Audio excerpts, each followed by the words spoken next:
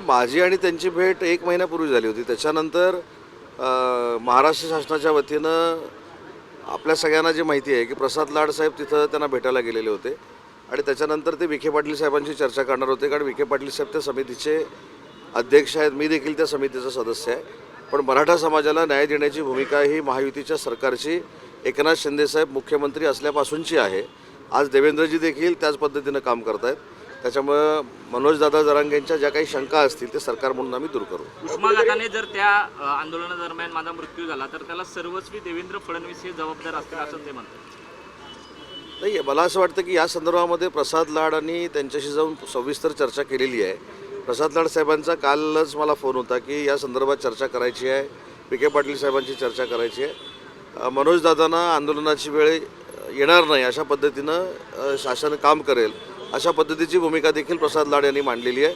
त्यांच्यावर आम्ही चर्चा करू आणि भविष्यातली आमची भूमिका मराठा समाजाबद्दलची जी सकारात्मक आहे ही तशीच ठेवून पुढे जाऊ. जरांगे पाटील असं पण म्हणतायत की शिवसेना शिंदे गटाच्या लोकांना किंवा त्यांच्या सरकार काही खात नाही का, केवळ भाजपचेच मंत्री निर्णय घेतात का, असं देखील त्यांनी सवाल केलेला आहे. आम्ही सरकारमध्ये काम करताना सांघिक काम करतोय. साहेब ज्यावेळी मुख्यमंत्री होते त्यावेळी देखील शिवसेना, भाजप, राष्ट्रवादी काँग्रेस पार्टी, अजितदादांचा असा आम्ही सांघिक निर्णय घ्यायचो. आता देवेंद्रजी मुख्यमंत्री आहेत, त्यांच्या नेतृत्वाखाली आम्ही सगळेच एकत्र येऊन निर्णय घेतो. त्याच्यामुळे महायुतीमध्ये असं काही इकडे तिकडे झालेलं नाही. मराठा समाजाचे प्रश्न तडीस नेऊन मार्गी लावणं ही आमची सगळ्यांची जबाबदारी आहे. सर्व कार्यकारिणी जी आहे ती बरखास्त करण्यात आलेली होती. नवीन पदाधिकाऱ्यांच्या नियुक्त्या कधीपर्यंत होणं अपेक्षित आहे? आता आम्हाला इथे यायला जो उशीर झाला ती आमच्या शिवसेनेच्या प्रमुख 15-16 कोर कमिटीतल्या नेत्यांबरोबर जिल्ह्याची बैठक होती.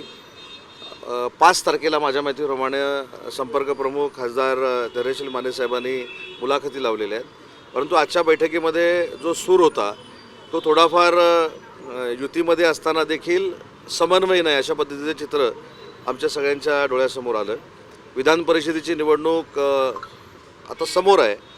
आमचे देखील 105 ते 110 सदस्य या संपूर्ण मतदारसंघामध्ये आहेत आणि म्हणून मी स्वतः असेल, धैर्यशील मानेसाहेब असतील, राहुल शेवाळ्यासाहेब असतील, ज्योतिताई असतील, आज जी आमची कोअर कमिटीची बैठक झाली ही आम्ही मुख्यमंत्री देवेंद्रजी फडणवीस साहेबांच्या कानावर घालणार आहोत माननीय एकनाथ शिंदे साहेबांच्या परवानगीनं.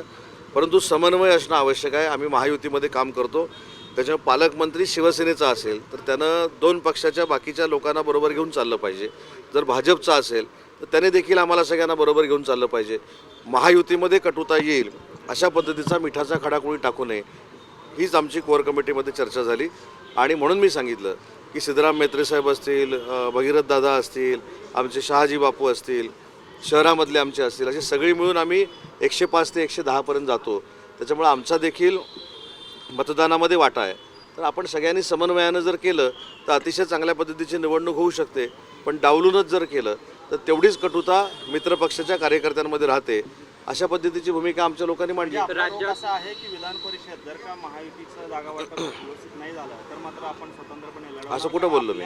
कारण आपल्या एका पदाधिकाऱ्याने सुद्धा अर्ज खरेदी केलेला आहे विधान परिषदेचा. पहिली गोष्ट अशी आहे, लोकशाहीमध्ये कोणीही अर्ज खरेदी करू शकतो.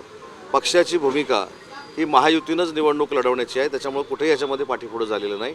आमच्या पदाधिकाऱ्यांनी जर अर्ज घेतला असेल आणि इथं महायुतीची घोषणा माननीय एकनाथ शिंदे साहेबांनी केली तर त्यांना कसं समजवायचं ते तुम्ही आमच्यावर सोडून द्या. पण आज कुठेही कोअर कमिटीमध्ये आपल्या विधान परिषदेच्या निवडणुकीवर चर्चा झाली नाही. ज्या अडचणी येत आहेत संघटना वाढवताना किंवा विकास कामामध्ये किंवा शासकीय कमिट्यांमध्ये त्याच्यावर आम्ही चर्चा केली. आणि आम्ही सगळे मिळून इथले जे पालकमंत्री आहेत जयकुमार गोरे साहेबांना विनंती करणार आहोत की सगळ्यांना बरोबर घेऊन जाणं गरजेचं आहे, कारण आपण महायुतीमध्ये काम करतो. नाशिक आणि किती जागांचा फॉर्म्युला आपल्याला अपेक्षित आहे, म्हणजे आपल्याकडे किती जागा अपेक्षित आहे? आमची भूमिका मी आणि दादा भुसे साहेबांनी कोअर कमिटीमध्ये मांडलेली आहे. आमच्या विद्यमान जागा ज्या आहेत त्या देऊन 1-2 जागा आम्ही जास्त मागितलेल्या आहेत. परंतु याच्यावर निर्णय माननीय एकनाथ शिंदे साहेब घेतील. ठाण्यामध्ये जे आहे ठाण्यामध्ये जे आहे ते कुठेतरी महायुतीचा फॉर्म्युला ठरत दिसतं. नाही, अजिबात चिंता करण्याची आवश्यकता नाही. साहेब दिल्लीतनं आज येतील आणि पुढच्या 2 दिवसामध्ये फॉर्म्युला ठरेल. 17च्या 17 जागा आम्ही महायुतीनं लढू आणि 17च्या 17 जागा जिंकू.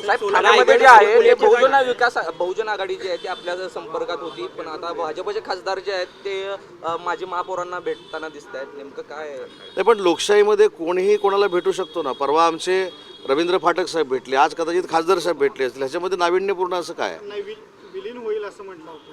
कोण म्हटलं होतं? सेनेमध्ये बळीराजा अशी चर्चा सुरू होती. नाही. परत एकदा मी आपल्याबद्दल प्रचंड आम्हाला लोकशाहीमधला आदर आहे. तुम्ही लोकशाहीचा चौथा स्तंभ, आधारस्तंभ आहात. पण आमच्या कुठच्याही नेत्यानं बहुजन विकास आघाडी ही शिवसेनेमध्ये विलीन होते असं म्हटलेलं नव्हतं. आप्पांबद्दल आम्हाला सगळ्यांनाच आणि क्षितिजबद्दल नितांत आदर आहे. आणि कदाचित विधान परिषदेच्या निवडणुकीच्या निमित्तानं रवी फाटक साहेब जर भेटले असतील तर तो एक लोकशाहीतला भाग आहे. साहेब सांगितलं ना मी, सगळ्या जागा ठरवण्याचे अधिकार माननीय एकनाथ शिंदे साहेबांना. तर राष्ट्रवादी असू दे, नाही कुठला हा वाद दिसतो आम्हाला अजून कळलेलाच नाही. आम्ही कोण नाही, अजिबात नाही. हे सगळे निर्णय माननीय एकनाथ शिंदे साहेब घेतात. आणि सोलापूरच्या MIDC बाबत आज मी काही बोलत नाही कारण आचारसंहिता आहे. पण पुढच्या 15 ते 20 दिवसानं जेव्हा आचारसंहिता संपेल, नाही मी सांगतो ना, म्हणून आता त्याच्यावर बोलणं योग्य नाही. पण त्याच्यानंतर तुमच्या समवेत सगळ्या अधिकाऱ्यांची बैठक घेऊन, तिथल्या नागरिकांची बैठक घेऊन सोलापूर MIDCचे सगळे प्रश्न सोडवले जातील.